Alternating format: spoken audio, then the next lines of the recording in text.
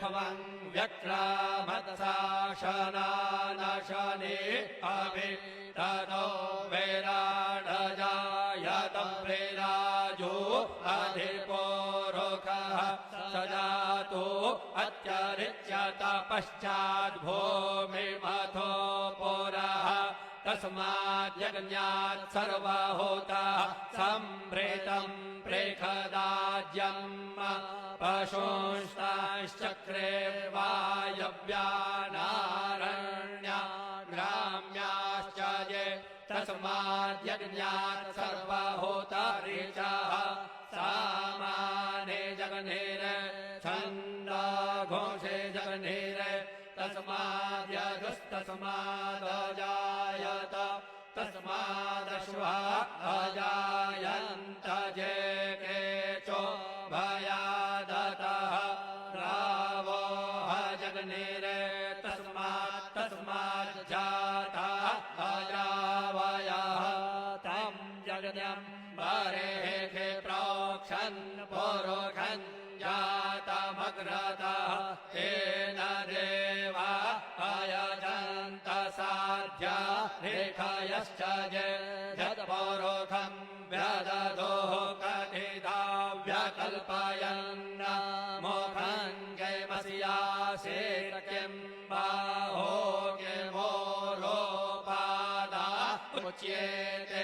ब्राह्मणस्य मुखमासेन बाहो राजन्यः कृतः ओरोतादस्य जद्वैश्यः पद्भ्याघोषोद्रो अजायत चन्द्रमा मनसो जातश्चक्षोः सूर्यो अजायत श्रोत्राद्वायुश्च प्राणश्च मुखादग्निरजायत नाभ्या आसीदन्तरिक्षगो शीर्षणोद्योः समवर्तत पद्भ्याम्भो मृद्देशः श्रोत्रात् तथा लोकान्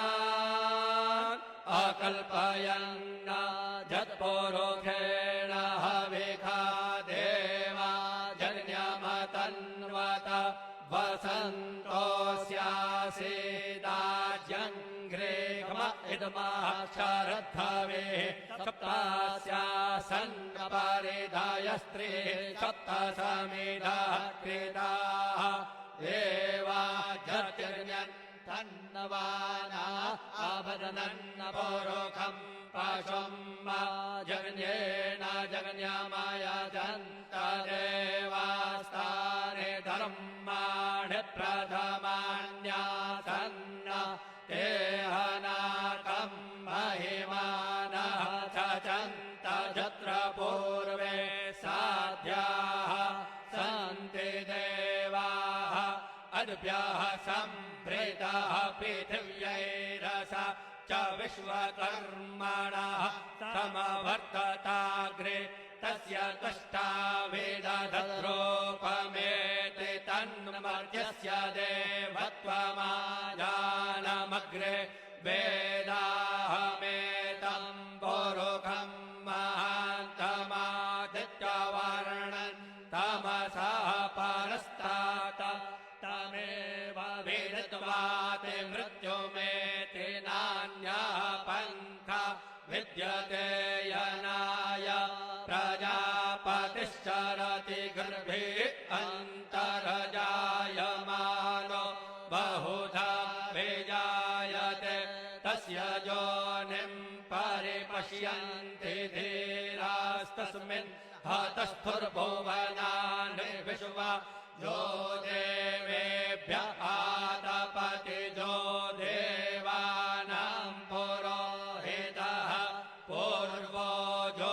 देवेभ्यो जातो नमो रुचाय ब्रह्मय रुचं ब्रह्मन् जनयन्तो देवा अग्रे तदब्रुवन् जस्वैवं ब्राह्मणो विद्या तस्य देवा असन्वशे श्रेश्च ते लक्ष्मीश्च पत्न्या भोरात्रे